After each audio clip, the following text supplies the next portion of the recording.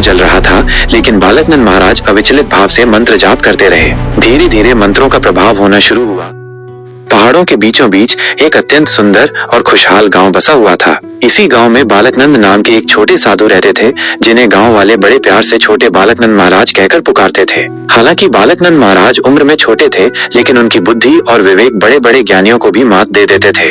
वो लोगों को सदैव सत्य के मार्ग पर चलना सिखाते थे और स्वयं भी भगवान की भक्ति में लीन रहते थे। अक्सर वो पर्वतों के बीच बैठकर अपनी साधना करते थे। कभी कभी जब वो गांव में आते तो गांव वाले उन्हें बड़े स्नेह से खिलाते दुलारते ठीक एक छोटे बच्चे की तरह प्यार करते थे। ये सब कुछ बालक नंद को भी बहुत अच्छा लगता था।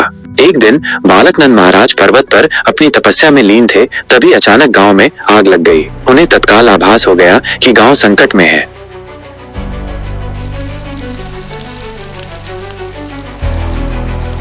वो बिना एक पल भी गंवाए तुरंत गांव की ओर चल पड़े।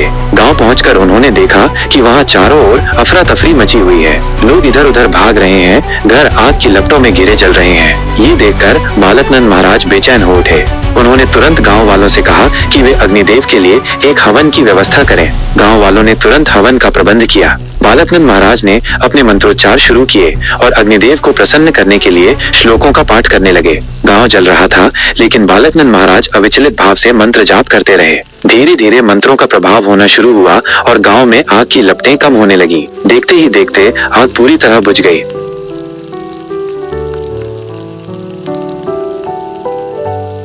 गांव वालों ने मिलकर अग्निदेव को प्रणाम किया। उस दिन से गांव में एक बार फिर खुशहाली लौट आई। बालक नंद जी गांव की भलाई के लिए अपनी तपस्या और पूजा में लीन हो गए।